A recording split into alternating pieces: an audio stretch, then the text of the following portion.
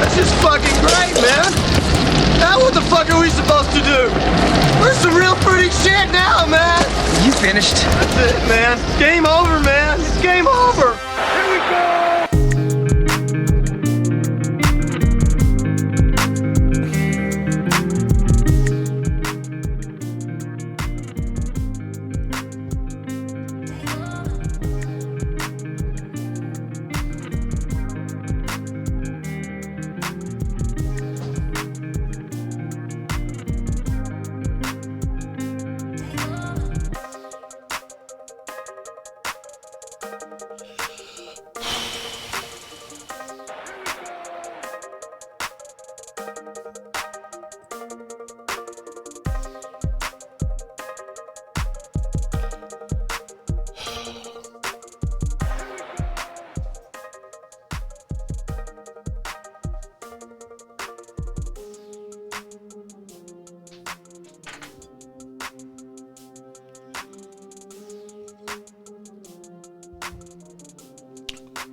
Well, hello, good people. Mark Holmes here with Joe Boo Bent Over. We got Joe Bear in the house.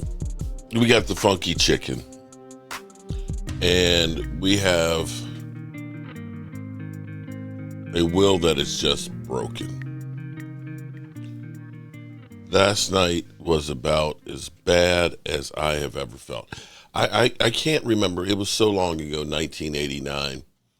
I don't know that I felt worse in 1989 than I do right now. I can't remember that, but I got to say, in my 60 years of being on this planet, 60 years, I am the same age as the Super Bowl. It'll be Super Bowl 60. I have never been more embarrassed in my life of what I saw on the field. After the shameless, and I mean shameless, bullshit from from Jerry Jones. Might as well be Larry Jones, shit. Jerry Jones doing the whole circuits and, saying, I've never seen anybody laying out on a bench right there in all my time. Well, you know what? I've never seen a jackass have a GM job that literally has done absolutely nothing for as long either. So touche, Jerry, touche, you jackass.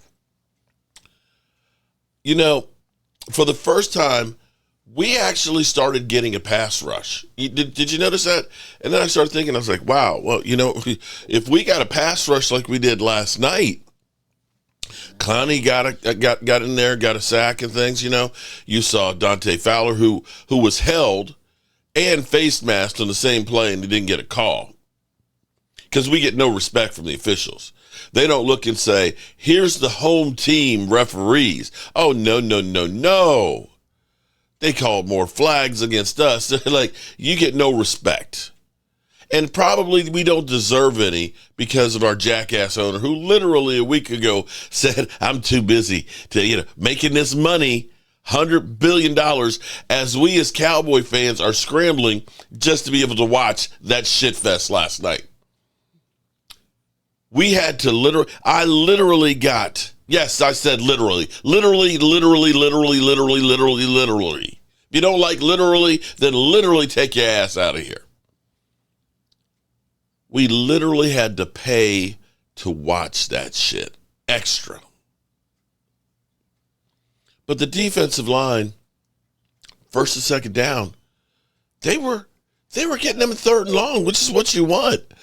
But I think the Cardinals said, that's right where we want them. That's right where we want them, third and long. Because I swear, I've never seen so many third and longs completed in my life. This is how bad it was. My God, look at this. Even C.D. Lamb was like, damn. Harrison Jr. is put together, and look at this move on Deron Bland. that is an amazing route. In that $90 million. And here, C.D. Lamb watching it on the big screen. Yeah, don't take our word. Harrison Jr. is put Look together, at this. and look at this move on Deron Bland. that is an amazing route. That, my friends, is your defense. in a nutshell. In a nutshell.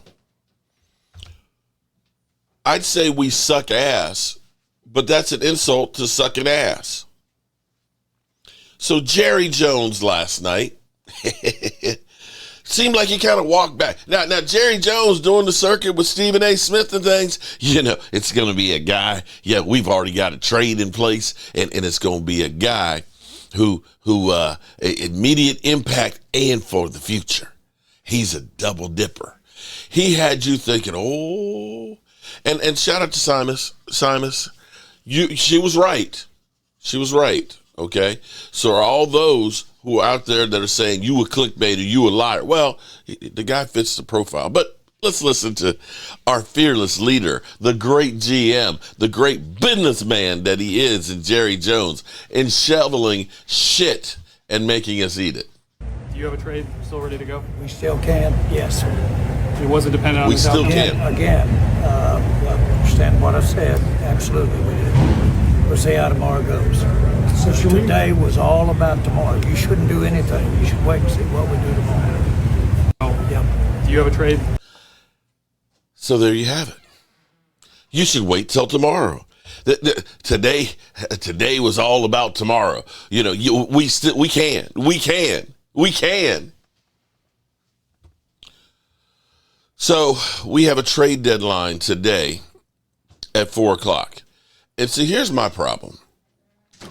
2 days ago, I was doing my fireside chat, and I said, we are always waiting till the last minute to do anything.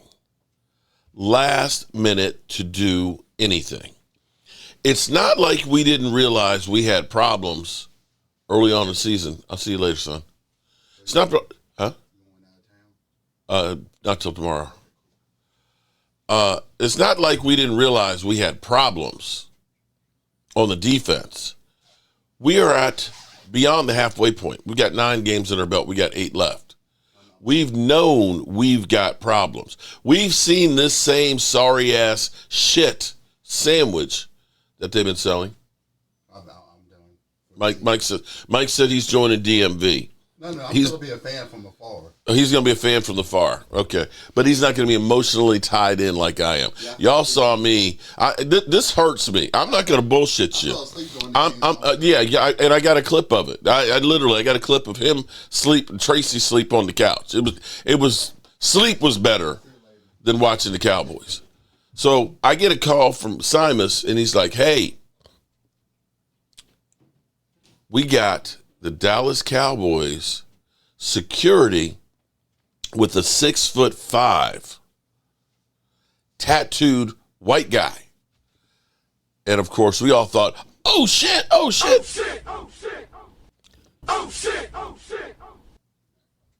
That's Max Crosby. We got Max Crosby. Yeah, right? Well, not exactly. Now the person who saw him is 5'5". So, when you get to 6'2", 6'3", 6'4", 6'5", it all looks the same from that angle. And what we got is Logan Wilson from the Bengals. A team that just had a quarterback who is older than dirt, Joe Flacco, throw 470 yards, 4 TDs, and had a kick return for a touchdown, and that defense still lost the game. So Jerry Jones says, hey, let's go get Logan Wilson. Logan Wilson, per Pro Football Focus, them boys, they watch a lot of football. His overall grade is a 54.8. Oh, shit. His ranking is a 60 out of 80. A 60 out of 80. Now, I could have sworn that Jerry Jones said hey, immediate impact. Now there's still, it's only 8 o'clock right now. There still is 7.5 hours till trade deadline. At this point, it's the draft, man. It's all about the draft now. You are 3-5-1. And last night was an abomination. Terrence Steele is another one of the Dallas Cowboys' failed big signings. And we are literally littered with that. Deron Bland, $90 million. $90 million you just signed Deron Bland for.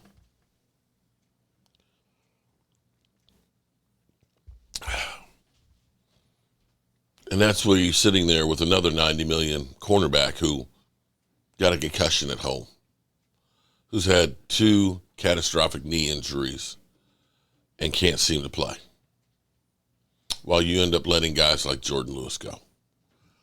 The Dallas Cowboys are wrong way Wooten. Everything they do is the wrong way.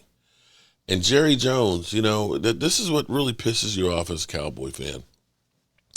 For Jerry Jones to go through and sell that shit, hanging out, Stephen A. Smith there at the Cowboy Stadium. Stephen A. Smith, it was so bad that Stephen A. Smith gave Jerry Jones a lifeline and just got up and left. I'm going to head on out. Did you see that? After the fumble. And listen, we had 4 fumbles, guys. 4 freaking fumbles. We couldn't hold on to the damn ball. We couldn't cover anybody. We couldn't tackle. This whole thing, I don't know where you go from here. I honestly don't know where we go from here. We just suck. I did my fireside chat and I went to bed and I kind of hid under the covers. I'm getting bombarded. I know Philly 500 says he's going to troll me all week long. You know what? Have fun with it, man. Have a great time. Tomorrow I've got to be on the Dan Saleo show. Right now, I'm just a freaking clown. I literally have my bag over my head shirt on today. I'm going to tell Tracy, I need you to make me about a dozen of these because I need to wear one of these every day. Every damn day. So I'm curious what Dak Prescott had to say after the game last night. And everybody's looking at me. You admit it. Dak just sucks. It's Dak Prescott's fault. It's everybody's fault, bro. It is everybody, starting from that jackass at top, Jerry Jones, who literally had us all thinking we're going to be doing great things. He said we got an 7.5 hour countdown to nothingness. I guess that comes to Clarence. This Cowboys gone. Yeah. Clarence Hill, DLLS Cowboys. Last time we were here, you were coming off a big win against Washington. Since then, you've lost 2 games, double-digit losses. Offense scored just 13 points against the last 2 weeks. First-team offense. How disappointing is it where you guys stand right now? Yeah, very disappointing and disappointing, very frustrating. Knowing that you're better than that and going out there and not putting a performance close to your standard or even the expectations or what you thought you could do and expected to do against this team, and credit to those guys. That's the beauty of the NFL. Like, games, plays, stats, none of that's done on paper. You've got to go out there and you've got to earn it that night with everything taken into account. And they kicked our ass and ain't no lie. Both sides of the ball. Limited the possessions early, but I mean, we don't score on the first drive, don't score in the red zone. The next drive, I think 3-4 and out. Then we fumble when we're going to get a field goal, and then there we're trying to kick a 70-yard field goal to even get points before half. That makes it tough, and then try to make adjustments in the second half. But when you're down like that in the NFL game, we still had a chance, and then we didn't take advantage of the opportunities and the moments that we had in the second half. Very frustrating. What's happened with the rhythm on offense? You guys were going so well, you were going so well, and it seemed like the last 2 weeks you guys have not been able to get anything going. If I had that answer, we wouldn't be struggling, to be honest with you, and not to, not to leave it at that, but that's what this bye week's for. We've got to figure it out.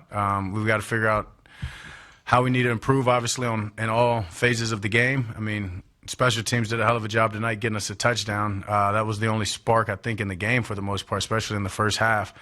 And that's what this bye week's going to be all about. Me personally, hope everybody on this team individually, and I know for sure as a staff and an organization, it's going to be about how can we improve and fix these last 2 weeks that are nowhere close to anything that we want to be. Dak Towers with ESPN. How are you feeling physically? You took some chops, it seemed. I'm fine. Little ankle roll at the end of the first half, but that's fine. Going into a bye week, I'll be more than great. I mean, I finished the game and was fine on it, so it's not even anything to have concerns about. And then with the extra time, I'm fine. Body's great. And did their pressure surprise you in any respects? I think you were pressured more tonight than you had pretty much in any other game. I mean, I know that they had a plan.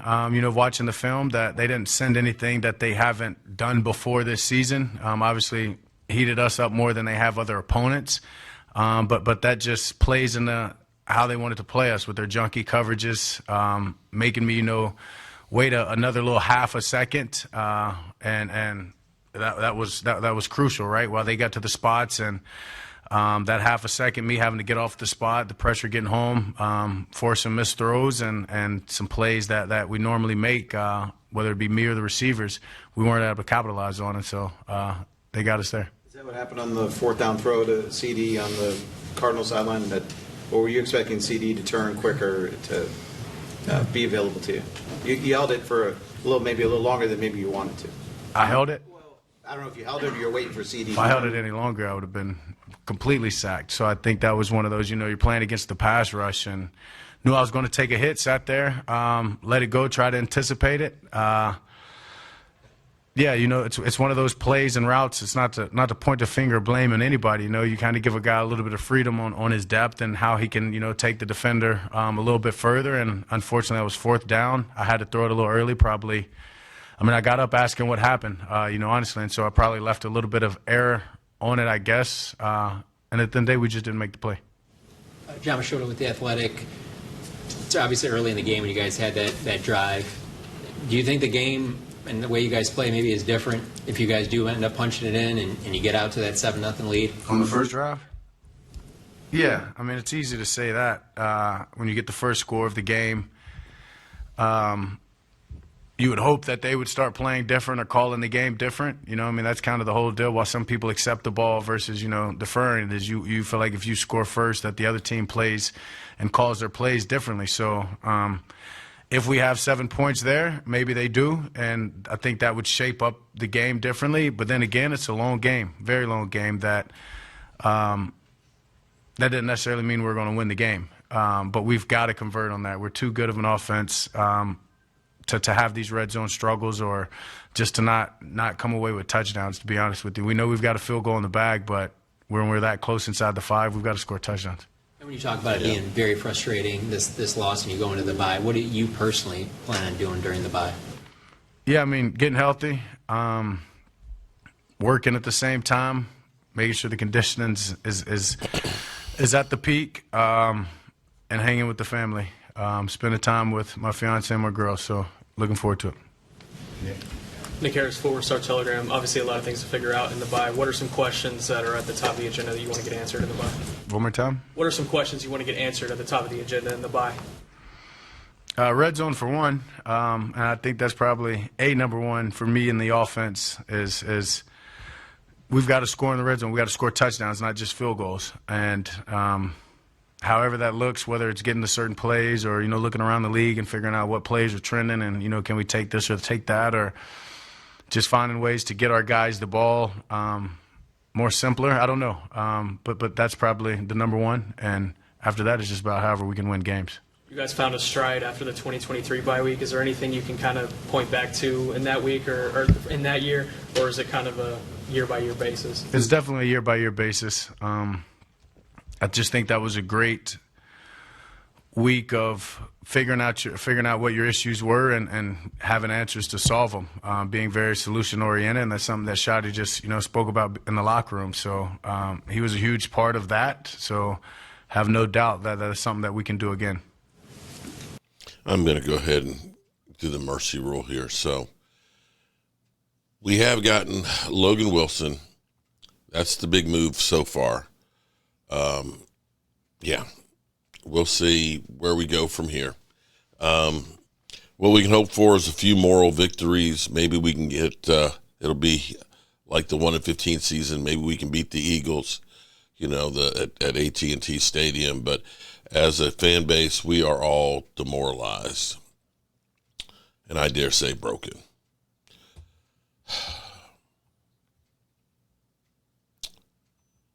Well, people,